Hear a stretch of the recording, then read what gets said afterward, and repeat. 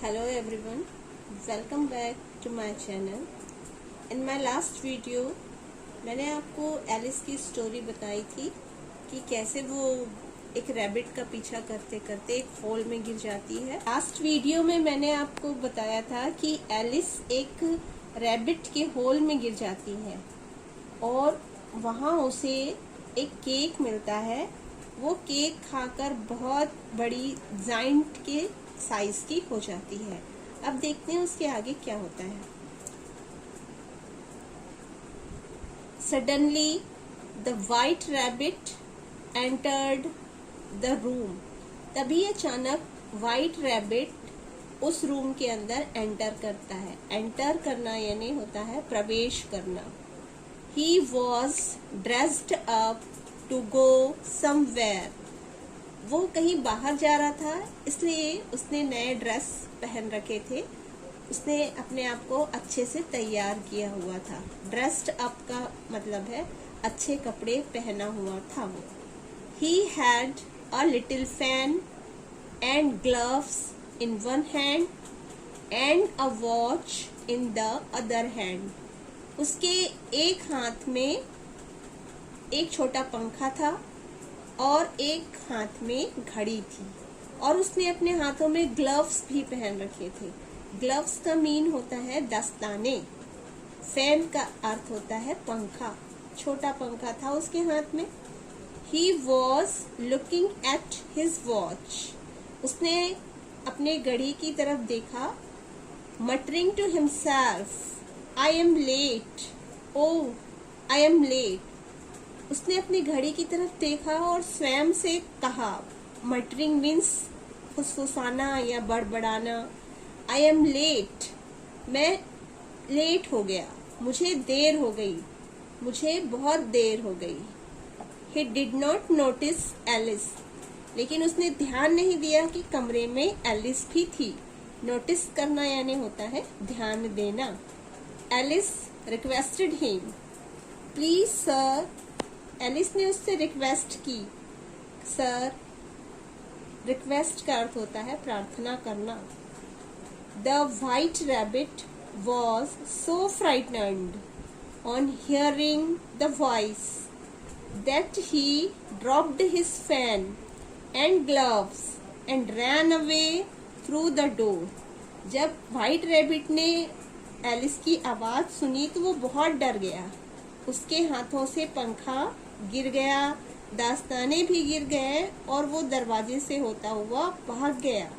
Frightened का mean होता है डर जाना। वॉइस मीन्स आवाज। हियर यानी सुनना। ड्रॉप यानी गिरा देना। रैन अवे भाग जाना। एलिस की आवाज सुनकर वाइट रैबिट दरवाजे से भाग गया। Alice took a deep sigh, took up the fan and began to fan herself. And lo, Alice ने गहरी सांस ली। क्योंकि वो कुछ कर नहीं पा रही थी, उसने गहरी सांस ली। वो पंखा उठाया जो खरगोश के हाथों से गिर गया और उसने खुद को हवा करना शुरू किया। हर सेल्फ मतलब वह स्वयं। यहाँ पे एक नया शब्द है साई, SIGH। इसका मतलब होता है गहरी सांस या आह। एलिस कुछ कर नहीं पा रही थी, इसलिए उसने गहरी सांस ली और खुद को पंखा करना शुरू किया। लेकिन क्या हुआ देखते हैं। What happened? With the movement of the fan, she got smaller and smaller, and in a minute she was just about the size of a mouse. और कुछ ही क्षणों में उस पंखे की हवा से वो छोटी होती गई और छोटी और छोटी, और कुछ ही मिनटों में वो इतनी छोटी हो गई कि उसका साइज, उसका आकार एक छोटे चूहे के जितना हो गया।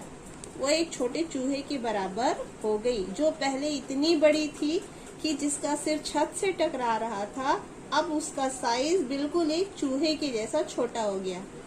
In the pool of tears, a mouse was already swimming.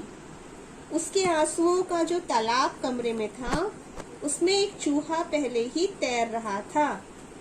Swimming यानी तैरना। Alice was also swimming with him. अब एलिस भी उसके साथ तैरने लगी, क्योंकि वो भी चूहे की जैसी हो गई, छोटी सी, और चूहा और वो दोनों के दोनों उस आंसुओं के तालाब में तैरने लगी। How did Alice become small? इसमें पूछा गया है कि एलिस छोटी कैसे हो गई। तो आपने अभी देखा, जब उसने पंखे से खुद को हवा की तो उसका साइज बिल्कुल चूहे के जैसा हो गया। They came out of the pool and both were wet. वे दोनों पूल से बाहर निकले, लेकिन दोनों भीगे हुए थे। WET वेट, वेट यानी भीगे हुए, भीगा, गीला, तर। There were other creatures in that swimming pool, like a dodo, a duck, and an eaglet. उनके अलावा उस स्विमिंग पूल में और भी जीव जंतु आ गए थे। क्रेचर्स का मतलब होता है जीव जंतु।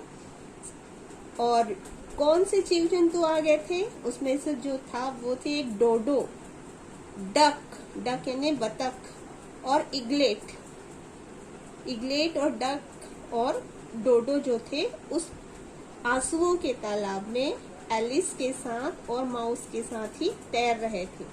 Alice heard them talking about a party in the garden outside and she thought, Alice ने उन सबको बातें करते हुए सुना। वो सब जो क्रेचर्स थे वो बात कर रहे थे बाहर गार्डन में एक पार्टी की, और उनकी पार्टी की बात सुनकर एलिस ने सोचा। अब आगे की स्टोरी नेक्स्ट वीडियो में। Thank you.